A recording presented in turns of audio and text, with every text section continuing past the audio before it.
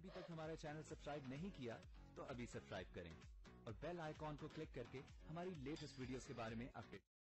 अस्सलाम वालेकुम। हमारे चैनल में खुश आमदीद। मीना की किस्मत अच्छी थी जो विकी से बचकर अली के हाथ लग जाती है, जो नज़रबाज तो होता है मगर बदकार नहीं। मीना को अपनी फूफो के घर रख लेता है।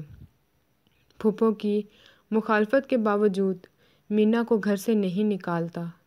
मीना के घर वालों को गांव से निकाल दिया जाता है, जो शहर अपने भाई के घर पहुंच जाती हैं।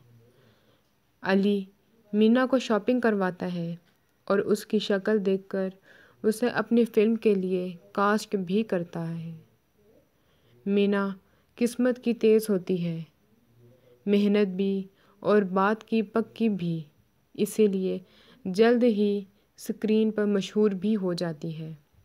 उशना बेचारी पहले अपने मामू के घर पर पनाह गज़ीन थी।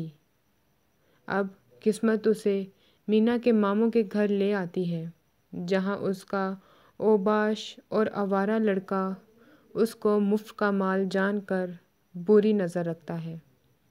हमारी वीडियो को लाइक करें, शेयर करें और सब्सक्राइब भी।